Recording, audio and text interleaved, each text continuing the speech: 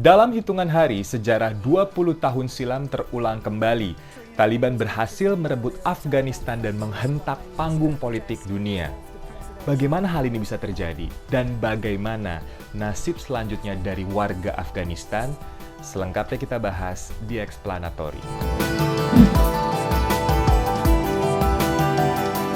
Presiden Amerika Serikat Joe Biden pada April 2021 mengatakan akan menarik tentara Amerika dari Afghanistan menyudahi operasi militer selama 20 tahun yang dilakukan oleh tentara negeri Paman Sam tersebut di Afghanistan. Penarikan pasukan dilakukan secara bertahap dimulai pada bulan Mei 2021. Dan pada bulan Juli, markas operasi militer Amerika di Afghanistan resmi ditutup. Penarikan pasukan dilakukan secara senyap, lalu pada malam hari dan terkesan diam-diam. Mereka bahkan tidak memberikan informasi kepada rekan yang ada di sana, yaitu Tentara Nasional Afghanistan. Setelah itu, pergerakan Taliban semakin ofensif. Pertempuran antara Taliban dan tentara Afghanistan semakin sering terjadi dan banyak kota yang sudah jatuh ke tangan Taliban bahkan tanpa perlawanan. 6 Agustus, Taliban pertama kali merebut ibu kota provinsi di Afghanistan. Hari demi hari, makin banyak ibu kota provinsi yang dikuasai Taliban. 13 Agustus, kota kedua dan ketiga terbesar di Afghanistan jatuh ke tangan Taliban.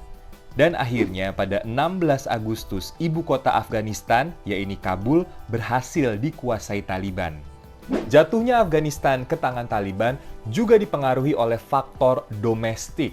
Diduga banyak politikus dan petinggi tentara yang tidak mau memberikan perlawanan karena ingin mengajukan amnesti atau pengampunan kepada Taliban agar tidak dibunuh.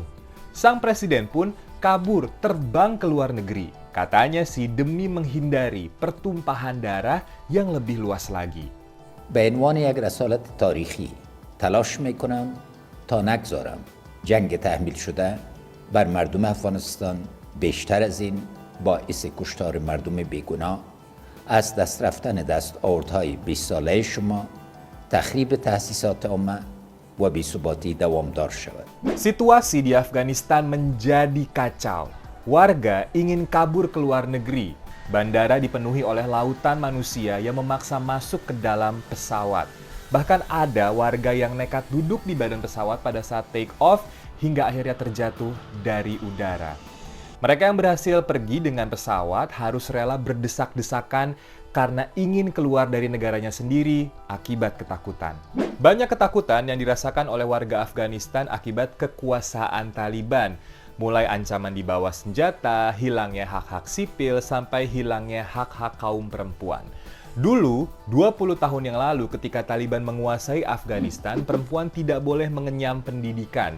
Mereka juga diwajibkan memakai burka, dan sebagian besar pekerjaan di luar rumah tidak boleh mereka lakukan, termasuk hak berpolitik juga dilarang. Nah, jubir dari Taliban mengatakan kali ini hak wanita akan dihormati dan tidak diganggu, asalkan sesuai dengan prinsip Islam. Namun para aktivis perempuan menyaksikan hal tersebut. Kata mereka, manis di depan belum tentu di belakang. We experienced the Taliban, we know the Taliban. I think the proof is in the pudding. Is not the reality. We will see what will they do in the future. I cannot believe them. People in Afghanistan never believe them. Belum jelas akhir dari drama politik di Afghanistan hingga saat ini.